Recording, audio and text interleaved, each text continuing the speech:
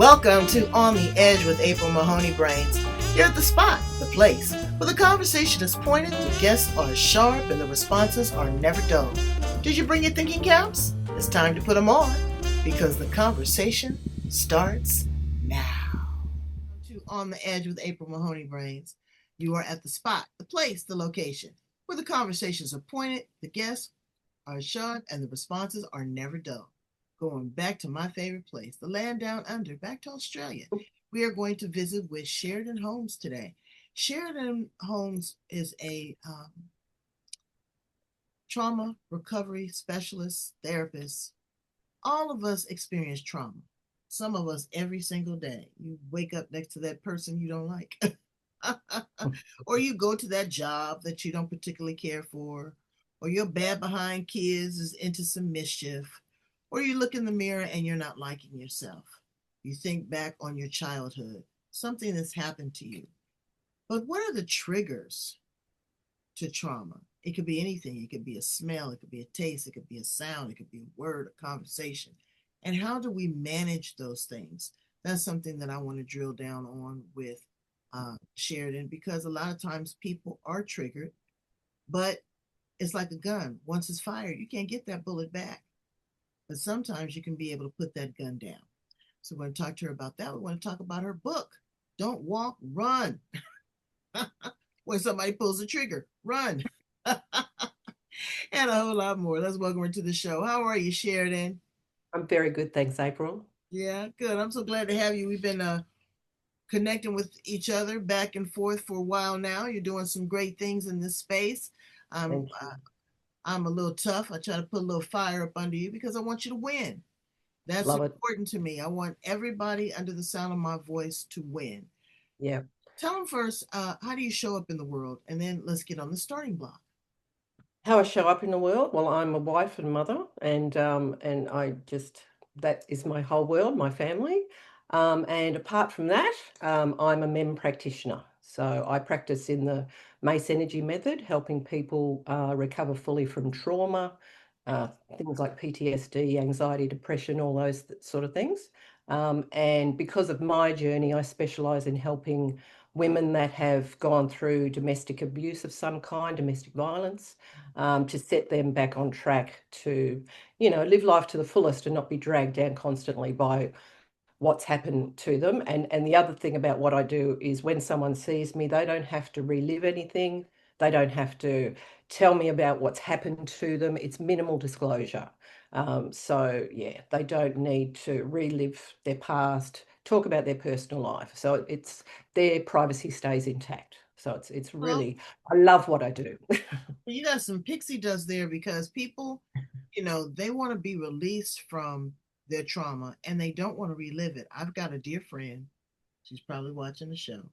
I'm not going to call your name, but we had a conversation that she lived through a traumatic experience for 15 years and she's been in therapy now for 20. Yeah, When is the breakthrough? When is the breakthrough? yeah, Because it seems like you keep re-traumatizing yourself. exactly. Things happen and you run right to your therapist. Now maybe she's got a crush on her therapist. I don't know. Uh, there might be an underlying root cause there, but I'm really hoping that she's able to walk through this process and be good on the other side because it manifests into other things, disease, uh, you know, anger management, lack of self-esteem, not being good Totally. to your kids. It just snowballs. Define the Yep. word trauma for me. Trauma is something that has happened to you that creates your body to react in a certain way. So if something negative has happened to you, your body will react to that. And it is that, then it will result in something negative, whether it's PTSD, any emotional disturbance, PTSD, anxiety, depression, all those kinds of things, even phobias, addictions, all of those kind of things are usually linked to some sort of past trauma or upset we've experienced in the past. And it doesn't matter when you were, if you were two at the time and it was years and years ago, or if it was just last week, or if it was a month ago. The time when it happened doesn't matter, but we hold those things in our body and they create emotional blocks for us. Hence why, as you referred to before, the results of that are the anger management and being abusive or being addicted to something, because it's all an escape. It's all Right. you get triggered. So yeah, it creates a trigger. So this trauma creates a trigger in us, which we bury way deep.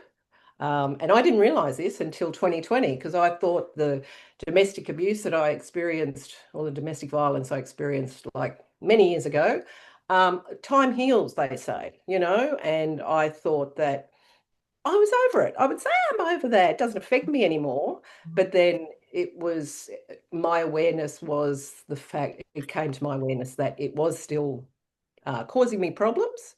And because I went through a bit of a tough time, and I chatted to a friend, and I'm like, what's wrong with me? I've got this amazing family, and I've got so much to be grateful for. Why do I want to end my life? Right. To be blunt. And in the past, if I ever had those thoughts, I went, oh, but I've got these wonderful children, this wonderful family, and that always pulled me through. But I had lost, my mum, my dad, and my brother and my dog in a very short period of time. And I kind of had trouble finding my joy. Exactly. And I chatted to this friend, and she said, look, my husband's a MEM practitioner. Maybe you should have a chat with him. And it's sort of like, well, the rest is history. I was amazed at how quickly it happened, how little I had to talk about. And it was just eye-opening, because I went, oh, crikey, I didn't realize that I still had, there was, time doesn't Oh heal. yeah. Well, That's the there's reality. always going to be some residue. There's always Yes, some residue. And what I hope that people, and I hope I'm not speaking out of turn, is that sometimes people are not able to get over, but they can get yes, through. yeah. They can get through. And that's, I think people are conditioned these days too to think that you can't uh, heal from that trauma. We're conditioned to believe that, okay, you just got to suck it up and get on with life. I mean, I had someone say that to me once, and and it was like the book, someone said, oh, what are you trying to do? Play the victim? And I thought, no, that's the last thing I want to do. So I put it away for another 12 months and didn't touch it. Right. But, it's the reality is that while people are going to therapists for 10 years and paying all that money or whatever they're doing, talking about your problems is not actually targeting the root cause. And that's what we do. We target the root cause Mhm. of what's going on in you. And I mean, it's a very simple process that we take you through. But it's the root cause that's causing all these other things to be happening. And you know what Um, I've discovered some very, very useful tools. Number one is that emotion is actually just energy in motion. Correct. And what you do is you're going to have a chemical response because your Yep, neurons and your cells have a chemical reaction to emotion. They fire definitely. certain endorphins, they fire Yep, certain chemicals, and your body yep, gets used to that. It's like, oh yep, wow, I see this particular uh, sandwich that I like to eat. And I know I'm not supposed to eat it because I'm on a diet, but my mouth starts to salivate and I smell it, yeah, my nose starts to twitch. And, I just know that I can have at least one bite, but it's got horseradish on it and you're going to break out, your mouth's going to break out. So you have to worry about that, and I don't say worry, you should be concerned about that. Um, the neuro linguistic programming, the conversation that you have in your head. A lot of times you can reframe that conversation, whether you believe it or not. I did that. I was having a reoccurring dream and I didn't have it for a long time. And then it came back. And I told my husband, I said, I'm having that dream again. Now, usually you have a dream and it goes. No, this one, it was like a sequel to a movie. correct. Yeah, And I said, well, what am I going to do? Well, my friend Google and YouTube. And when I went into it, it said you can actually kind of in your mind create a different outcome. You can say at the end of this is what might happen. This is what I'd like to see happen. This is the closure. Same conversation I had with my coach. I was telling her, I said, oh God, I'm back in this situation again. And she goes, you're back in that situation again because that's where you choose to be. You Mm, already know what happened previously. You already know how you handled it or didn't handle it. Now you have an opportunity to rewrite the script. So I was like, mm, fascinating. I did both of those things. Let me tell you, it's been wonderful. And yeah. another thing you talked about is grief. We have to mourn these things. Mhm. We really have to mourn them to let them go. Grief is not just the death of a loved one. It could be your self-esteem. It could be a job. It could be a pet. It could be, um, your finances. Grieving is something that's very natural, and it's not a syncopated step. You're not going to go through step one, step two, step three. You're going to weave in and out of these emotions. You're going Yes. to weave in and out of these situations. But the trigger, once you identify what your trigger is, how do you address that booger?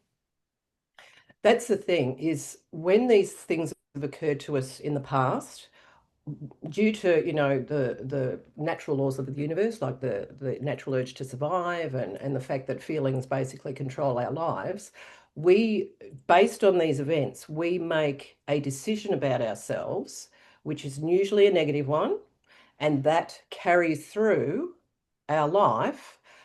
So that even though, yes, I agree with you that you can change what you're thinking, and that's yes, totally.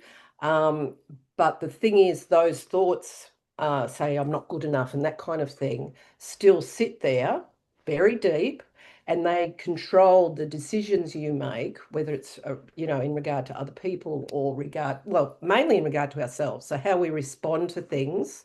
And how we think about ourselves, which means how we will, look at the world, will either be a negative outlook or a positive outlook. And yes, totally, you can. We have the power in us. We have the power to control our mind and to control our thinking. But some people, sometimes we get in such a dark place, and I can vouch for that because I've been there, that it's almost hard to see the daylight. It's hard to go, oh, what? Well, I did. I said, oh my God, I can't believe that I just thought to myself, my kids would be better off without me, Right, right. and at least I was aware of that. And I kind of went, and that's when I turned to my friend because I went, whoa, something's going on here. So I think for a lot of people, it is hard to kind of just go, I know I can think differently.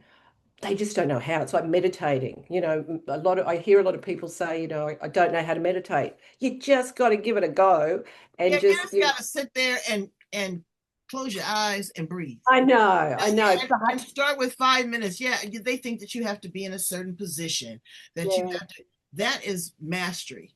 When Mm, you start to really get into that, I had a friend that's just been, I don't want to say released, but she was under the spell of a guru for yeah, 30 years. yeah, 30 years, Sheridan. And he would have her sit and meditate for 4 hours straight. yeah, If I and that's a form of mind control. That is, yes, and it is. it's brainwashing as Yeah, well. yeah, And you can be a walking meditation, you can be a sitting meditation, you can be a singing meditation, you can be uh, just when you get out of the shower. I find that that's mm, so relaxing. Just sit there for a minute, close your eyes, take in the steam, and connect with the breath. The breath mm, is a gift. It is something that we definitely take for granted. mm, You don't really realize how powerful that is, and with each breath, and with your mm, last breath, and the things in between, the naysayers. You're always going to have someone, oh, well, I remember when you were in this situation or that situation. How were you doing? That's a person that is, they're baiting you. yeah, I'm doing better than I was before. mm, Have a response, you know, um, that response might even be silence, mm. but don't let it sit there and fester. You Well, say, that's the thing is we distinguish between reaction and response. So right, when we have these negative feelings going on and we've got triggers happening and the triggers get triggered, we react. And usually a reaction is something negative. So we're angry or we get depressed or have anxiety. I mean, I had a client that, had suffered anxiety for 40 years. And after sitting with me for 2 hours, she said, my anxiety's gone.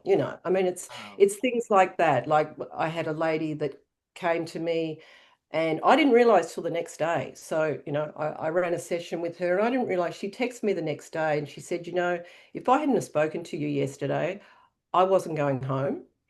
And it's things like that that make me go, oh, wow, I'm so blessed to be in this seat to say, and I'm so proud to be a Mace Energy Method practitioner. And God bless John Mace, because, without his 50 years of research and discovery, we would not have this new, well, relatively new modality that's simple and it's organic and I mean, it's working.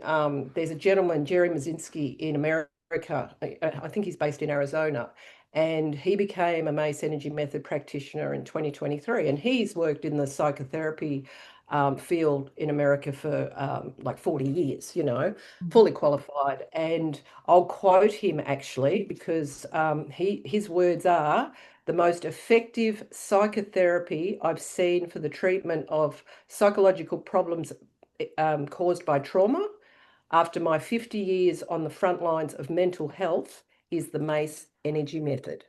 Mm, Booyah. absolutely. So, Well, you couldn't have a better endorsement. But let me ask a question without going into the intellectual property. When you yes. say energy method, do we start in a state of meditation? Are we assisted by, and I say this with love, no disrespect, with psychedelics? People are using psychedelics now. Is it a form of talk therapy? What gets you into this altered state that you're able to release this trauma?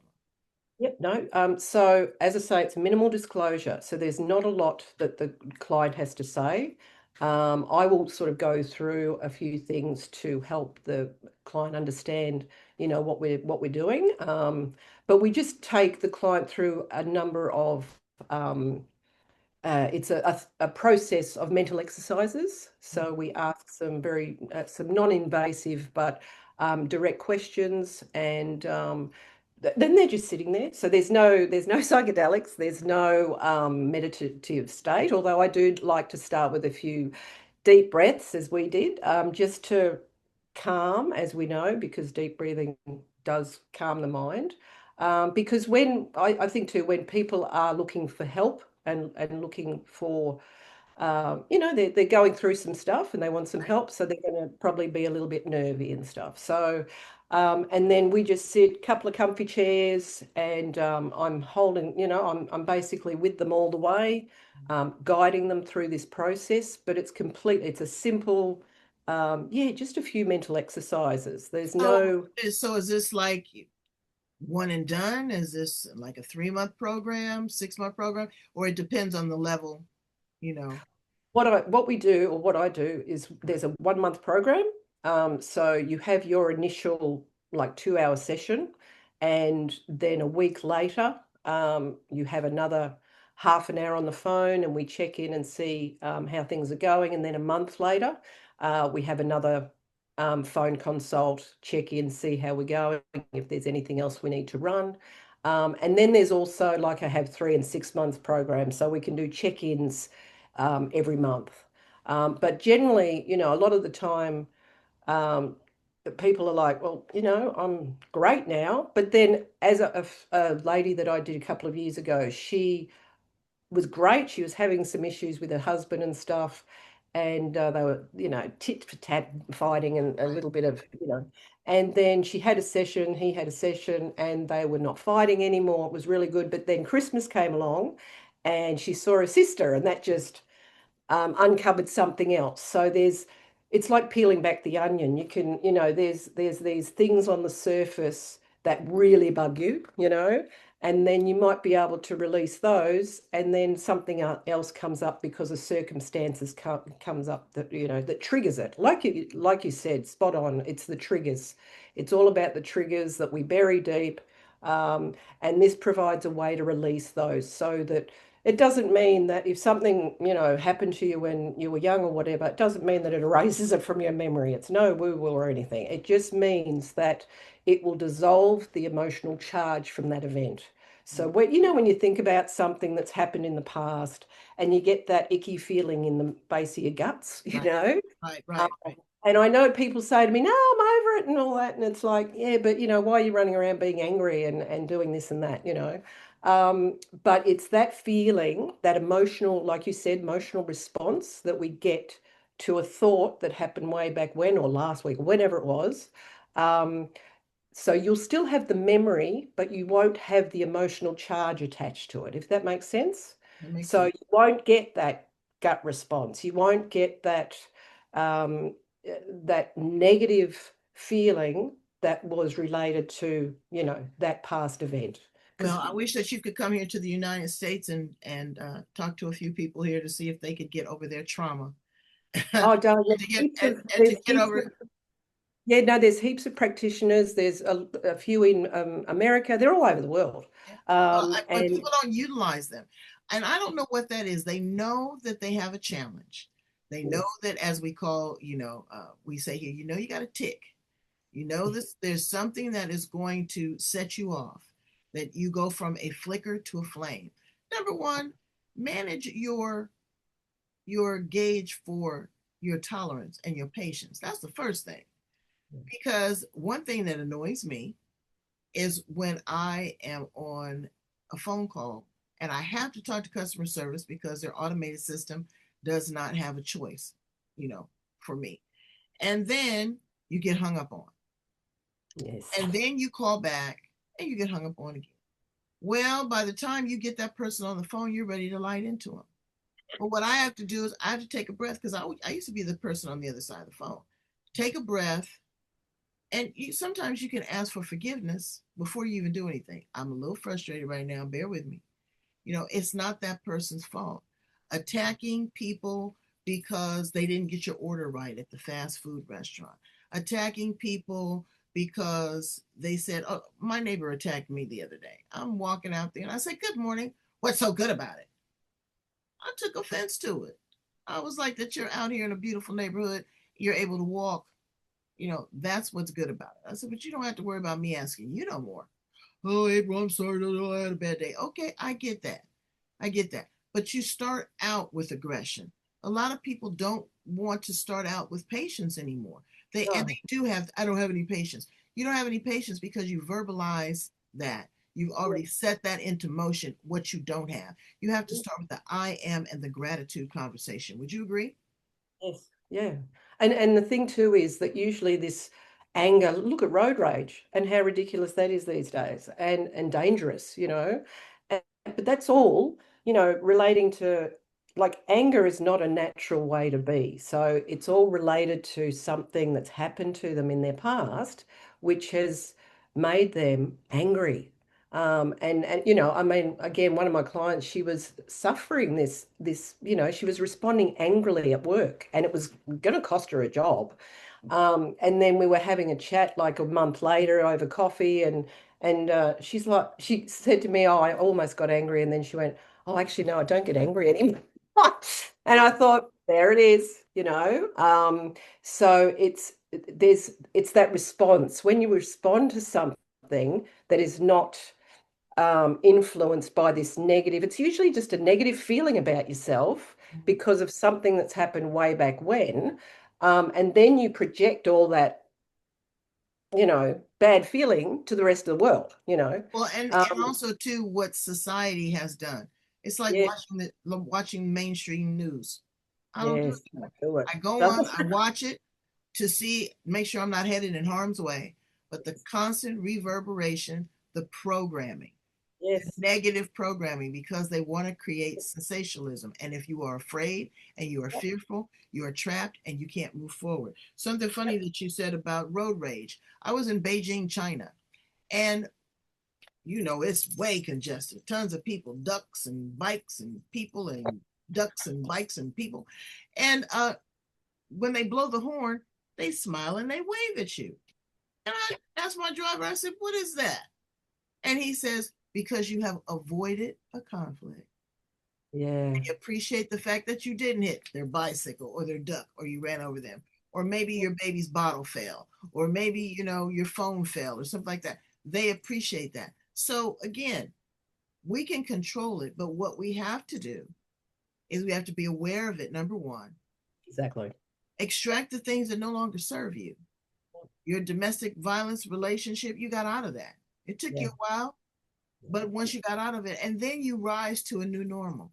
You Exactly. rise to a new reality. And in all honesty, Sheridan, you got to adjust to that too. Totally. That's not, that's not something I'm used to. Uh, No. some people have the same pattern where they draw the same type of individual that is the familiar with them. If they're on drugs, they hang around drug addicts because that's the familiar with them. If they've been in jail, they hang around people that are incarcerated. And it's hard to shift where you were and to move into something. You have to do that gradually. That's why you have to Yeah. work with somebody like Sheridan, have a coach, have a counselor that is there not to change you, but help you metamorphosize into the new person and have an idea and have a version of the person that you want to be. Mm. Who do you really want to be? Do you journal and write that down and say, oh my goodness, well, sometimes I want to be a blonde girl. I go get me a wig. Or sometimes, Totally. right. Or sometimes, you want to have an alter ego. It's Mm. okay to have an alter ego. It's kind of fun sometimes, but you can offboard a lot of that negative emotion into that third person. I have a little doll, I don't have it here, but it's my alter ego. And I talk to it and I say, okay, there's a lot of emotion, there's a lot of stress. Yeah, I'll let you handle that. I'll come back and check in with you later. Another one of my guests taught me how to comfort myself. When Mm. those negative feelings come up, I just put my hand on my face. Mm. Sensory therapy. And I go, wow, I'm having that bad thought again, or I'm having that bad dream again. I'm going to comfort myself because I realize that it's here and I'm going to react and I'm going to respond to it. So what I'm going to do first is I'm going to comfort myself, acknowledge it, make sure that I'm aware of it, and then move through the process. And that's so wonderful, April, that you can do that. If more people could do that, that would be amazing. But I think as soon as someone is not feeling right or they're upset or something, we're conditioned to kind of go to the doctor.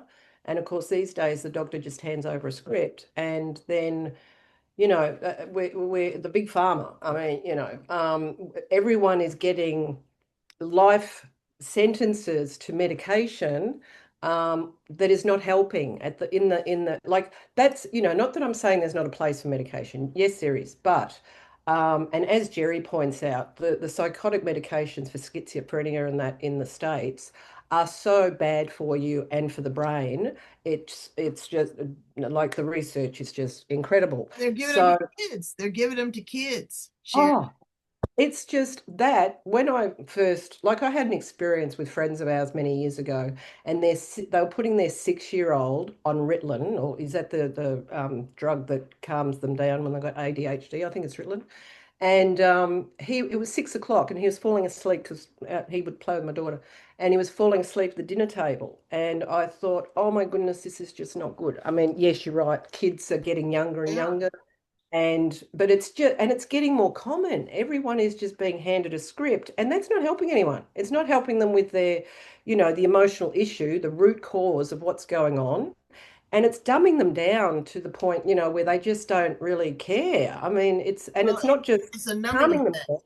And it's Yeah, causing other psychological traumas. Here in the United totally. States, it is just an epidemic on all of these mass murders and mass They shootings. cause obesity, they cause depressive thoughts, they cause suicidal ideation. Oh boy, don't get me started. Yeah, But that's the problem these days is people aren't being properly treated for stuff that is going on with them. If they've got anxiety, you if they've know got what? I agree and disagree. Okay, now yes, I know that there's some people that have serious mental illnesses and challenges, but like I said, you know what sets you off. You yes, know what is your tick. You know what is that spark. And a lot of times people go to that again because that's that energy in motion.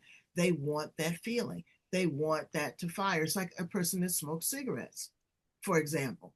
They already know how those endorphins are going to fire in their brain. They already know how it's going to taste. They already know how it's going to smell just from the lighting of a match. We were but at why are they doing we were at a concert, me and my husband, and I couldn't believe it. Before the concert started, this man and woman had come and had 4 cigarettes. 4 cigarettes. And I'm saying, wow, it becomes a habit. Yes, So what correct. we have to do is we have to change our habits, change your environment.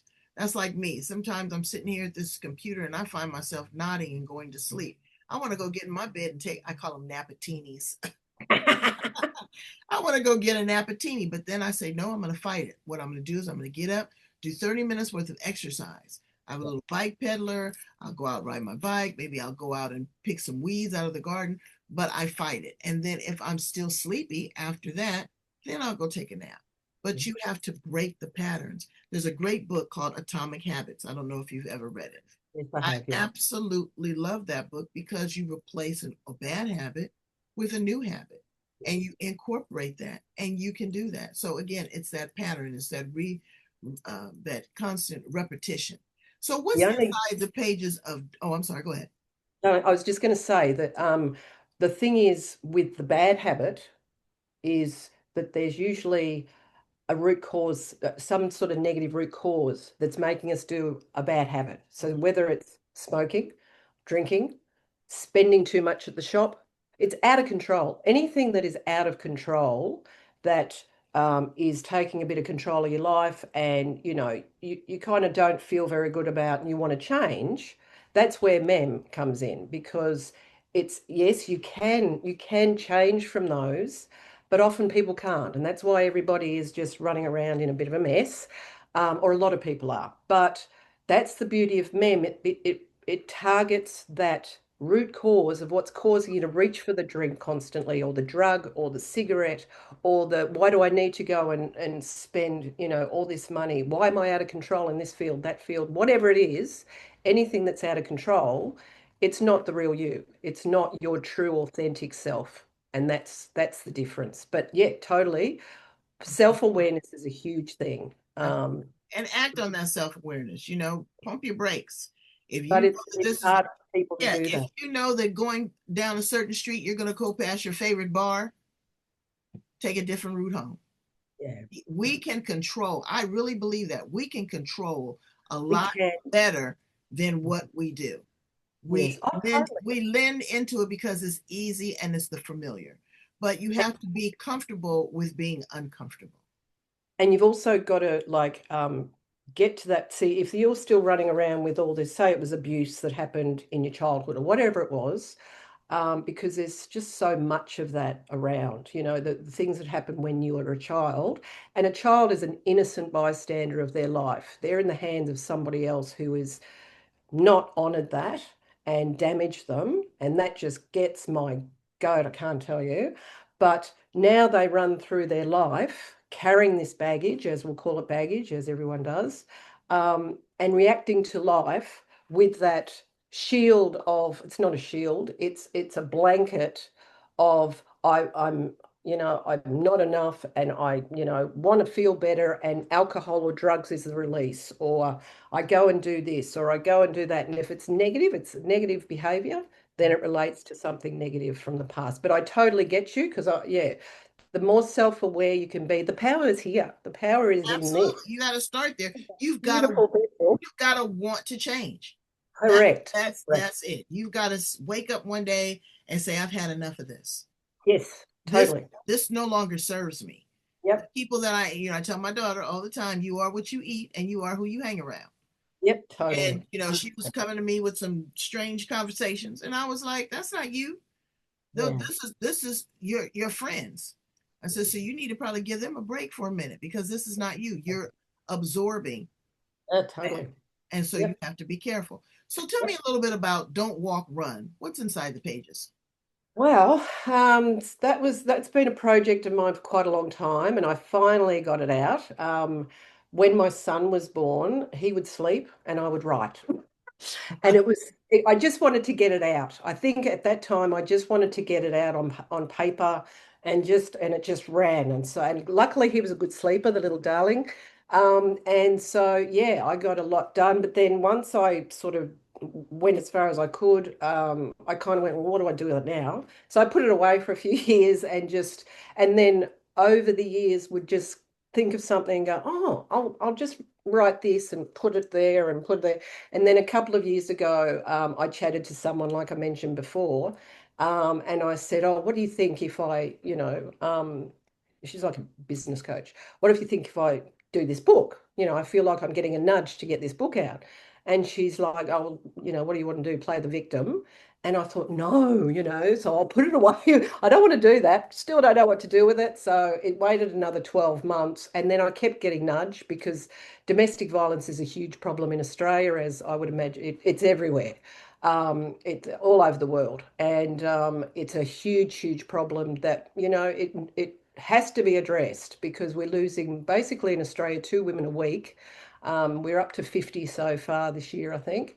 And yeah, it's something that we need to do something desperately about. And that's what inspired me to get this thing out. I just wanted to kind of, especially after I found MEM, I wanted to not only try and make young women or any women aware of the red flags, that they see in the behavior, because often we Right, make excuses, right. we sort of go, oh, he's having a bad day, so yeah, Or I'll you've got the family members that, oh well, yeah, he might have a few drinks and um he may have hit you one time, but he's a good provider. And don't worry, you're not the only person that did that. Who's going to take care of you and the kids if he's gone? Or the person that's the abuser isolates you. Your family doesn't want you. You're not worth oh, this. You're not that. So abuse is not always putting their hands on you. It's psychological. oh, it's oh, financial. totally. It, There's many it's forms of it's abuse. very, Yeah. very varied. And so you have I to mean, realize it. And you know in your heart when something doesn't feel good. When that's and someone that's is the not point. when someone is not treating you the way that you feel you need to be treated. Exactly. But often because the women are so dragged down, I can vouch for this, you're so dragged down, you kind of become a shell of your former self. Mm. And, with me, I was young and I was only just developing a personality, I suppose. And then, it was just surrounded by this, situation for quite a number of years. So, you become just this shell that you basically can't think straight. You can't make your own decisions. I had my brother come and kind of say, are you going to come home because this situation is no good? And yeah, no worries, I'll do that. It's the right thing to do. But then the next minute, no, I'm going to stay. So we don't think right. We don't, No, we're not, we're in a place of that they're often with situations too, the abuser has so much control over you. There's the gaslighting, there's the put downs there, and so you feel like you're nothing anyway. You're not worth anything. And like you say though, it's not just the physical, but the problem is it's the physical, the violence that is killing women in this country. If someone can locate these women, and they track them down and they just murder them straight there in the most violent situations they do. imaginable. Like Yeah. it makes your head just go, oh my God, I can't. It's traumatizing to even know the details, So what you need to do is if you're in a situation like that, and men too, there are women Oh, out there totally. that are, Yeah, that are abusers as well. anybody. If you're in that Yeah. situation, number one, be careful, be cautious, and be quiet. Work on an exit plan. When you get the money for groceries and it's $100, spend 85 and tuck that 15 away. Go outside of your normal circle of influence because they chat. Oh, well, Yeah. she called me and she said this, and then Betty tells Susie, and Susie tells Kim, and Kim tells her husband, and her husband tells your husband, and then you know you have to figure out, and then also to the children. Don't think that the Oh, children don't know, but you have to be able to make sure that they are safe. And safety is the that's bad. safety is key. Safety Yeah. is key. And Yeah. these abusers need to be held accountable. They need Yeah. to be held accountable for their actions. But hurt people, Sheridan. I Oh, get totally. I get 100%. and Yep. and a key sign, somebody told me and I didn't realize it, is that when people abuse their dogs or their pets, Yep. that they can be very violent and they can be predators and abusers to their spouse. And I Of didn't course. believe that until I had a girlfriend of mine. Uh, we were sitting in the car and she had on a little skirt. And I looked down at her legs and then I looked at her arms. I saw bruises like you wouldn't believe. And I Yeah. had never seen that before. And I said, okay, do you want to talk about it? I'm a safe container. I can help you. Yeah. Next thing I know, the husband had socked the chihuahua in the eye. Oh, Chihuahua had a black, the Chihuahua had a oh, black eye. And I was mm, like, what? And it was a pattern. He would abuse the dog. Anybody that he could bully, anybody that he was bigger than. And eventually she got away. That's not to say that she doesn't love him still to this day, but you have to figure out what is best for you. So totally. we've done the deep dive. Let's do some fun stuff. Let's ask some fun questions, okay? If you were an animal, Sheridan, what animal would you be and Oh, why? that's easy. I'd be a dog because I'm a mad dog lover. Oh, Yeah, there's one down there. I just love them. I do too. I'm the I, best. I love dogs too. If you were a flower in the garden, what flower would you be? I love roses, so I'd have to say roses. Okay. Yeah, I'd be a rose. If you were an appliance in the kitchen, what appliance would you be? I'd probably be the coffee machine, as in the coffee machine, because when I see it in the morning, I get so happy. So So it it's sets off an emotional okay. response, right? It sets off an emotional charge. It makes you feel good. That's good. Exactly. That's good. Um, what would you tell a young woman that is in the thralls of a tumultuous situation? What would be some of the suggestions that you would give her? I had this situation just a few months ago, actually. I was on a homeless, we were going around seeing homeless people, and yeah, I saw a lady, she was 26, and she'd just been abandoned by her partner. And I tried to encourage her to, well, reach out to me, but also have the inner strength to know that she is worth a lot more than how she's being treated. Um, and that she was an amazing human being, and it was not right for this person to be treating her the way that she was being treated, to be just taking off in her car. That no, it just um, but yeah, it's that, and I did, yeah, try to encourage her to reach out, because often they're isolated, like you said before, that people are isolated, the women are isolated, so they don't have anyone to turn to. They're under complete control of their partner. um, Often they can't even reach out to a resource like this and go, I just want them to read the red flags and maybe go, oh wow, that's actually me. I didn't realize that that was bad, and then read another one. Oh my gosh, this is all resonating. Like, I just want to try and reach out to women that might be in those dangerous situations and say, you know what? Just look at this situation. And the problem is they're so beaten down that it's hard for them to see clearly. So, but just trying to make those red flags clear, and so that they can maybe resonate and go, get into that self-awareness, like you were saying, and just look at, oh, maybe that's not right. And like you said, the gut feeling, I go into that in my book. If it doesn't feel right and your gut's churning, it's not right, you know? So Right. It's trust not your right. intuition. No, Absolutely. trust. Yeah. I mean, if you feel fearful in the presence of someone that you love, that's not right. Right. Fear does not go hand in hand with a relationship, No. So I've seen women in rooms when their husbands walk in, their whole body composure changes, or they'll yep. flinch, or they'll winch, yes, and they become very submissive and all that. I mean, it's like a switch that Yes. just turns on and off. And And so that, you want to yeah, be aware of that.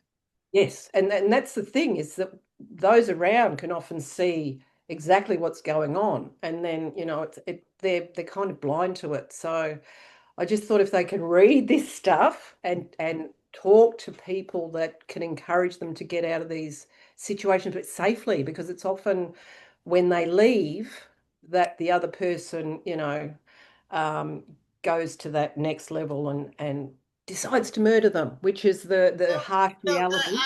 like my mother said, you got to bring some to get some, partner. Yeah. You have to also learn self-defense. Yeah, I'm not saying shoot them, stab them, anything like that, but how to get away. yeah. How to get away. And there's the tracking though. They tracked them down. I mean, there was a guy that looked the woman's car up on Google Earth, saw Mm, that the car was, parked in this place, knew where to go, bang, went there and killed her. mm. It's the amount of Now, tracking that is the legal system there? Are they really holding these people accountable there in Australia? it's getting better. I mean, the problem is that when someone, hurts a woman, and I had a situation recently, and so the guy gets the DVO, the domestic violence order, put against him, which is basically a piece of paper that says they can't get within a certain amount of distance Mhm. of the woman. The problem is that that doesn't keep them away. That's where we have to, get tighter on that. And I know in Queensland particularly there are some things that are happening to try and allow police to have more resources to help women. Mhm. Um, but there are so many factors involved. I mean, we had a lady here, and it was like 10 years ago now. But the police, she had so many text messages, angry text messages from the man that killed her. But the police kind of ignored her, and they just didn't take it seriously. And so there's a lot of factors in Right, waking people up to the fact that no, this has to be taken seriously. There's no two ways about it. Yes, we let this person down and we can't have it happen again. right. But things are happening slowly. Things are happening, but they're happening very slowly. Things were supposed to change from that time dramatically, and they haven't really changed much. Well, we So, need advocacy, we need support, and we need great people like you to be on the front line. We need to be able to have resources where these women can get a safe place to stay, yes, where yes. they can get a plane ticket completely out of Australia if they have to, where they are having um, reunification skills, where they learn how to work, they have a job, how they have counseling for their kids. There's a lot of things that we still can do. And if Oh, it's nothing totally. but if it's nothing but victim to victim, Yeah. we need And to it's support one a another. whole rebuilding, that's what I encourage them to do, and have them realize that yes, you can heal from this. There is now therapy that allows you to fully recover so that this crap that you've experienced is not dragging you down for the rest of your life. Because as John, the gentleman, John Mace, the gentleman that developed the method, he just wanted to assist people to be in control of their lives and live their own dreams. That's what the Mace Energy Method is all about. That's Um, huge. That's huge. yeah, So yeah, tell my brains how to get in contact with you and also how to purchase a copy of the book. Brains, I tell yes, you, go out and I don't think that it would be a book that would re-trigger you. I think that it would be a book that would give you resources, yes, options, but also someone that is in alignment with you and alignment and support wherever you are in the world. This is not just an Australia or an American thing. This is universal. And there's so many countries and places that a woman is completely silenced. oh Forget yeah, the fact of, trying to get away. You can't, you can't get a job, you can't drive, you can't even show your face. yeah. So these are a lot of things and they want freedom. We Yeah. want a new normal. Tell them how to get in contact with you, Sheridan. Yes, so my website is stoplessandchange.com.au. My book is available on Amazon, and I think we're going to have Sheridan at stoplessandchange.com.au. If you want to email me with any questions, just reach out. If you feel like this has resonated with you in some way, then just reach out to me. I just want to. My passion is to help others. I just want to help others out there have a better life. I've always wanted to help people. I wanted to start writing books when I was in my teens, because every decade has something Whatever. to make a difference. We're all here to make a difference. So let's Uh, all help each other, build each other up, not pull each other down. That seems to be the more norm these days. Let's just love everyone, love each other, and help each other, and have a great life. We're going to put all of Sheridan's information at the end of the interview. We're going to put some more information in the show notes. She's got some talks that are coming up. I really want you to reach out. I really want you to make a difference, not in her life, in your own life, in your children's life. There is a lot of life to live, and you know what? The boogeyman is under the bed sometimes, and other times you just lift up that skirt from up under the bed, and there's nobody there. Okay, so don't worry about that. Be the best person you can be. And start And by subscribing. Yes. I'm just thank you so much for this opportunity. Just love you to death. And yeah, no, thank you. And thank you to the listeners and everybody. Yeah. Mwah. Yes. Well, thank you too. Brains, go in and love, like, share, and subscribe. Raise those numbers, raise the frequency, raise the trajectory, lift a sister up, or brother up. When somebody's having trauma. Don't sit there and gossip about them. Help them. Help them find a safe place to land. Because you know what? Karma is it's not to punish you, it's to teach you a lesson. And so what you want to do is you want to look at your life because you're going to need somebody to help you one day too. Okay. Thank you so much, Sheridan. I appreciate you, value you. And when I come to Australia, I'm coming soon. I'm gonna come and see you. Okay. Oh, yeah. Yeah. All right. Bye bye. Have a good day, Bye, Brains. guys. Love you. Okay. Bye.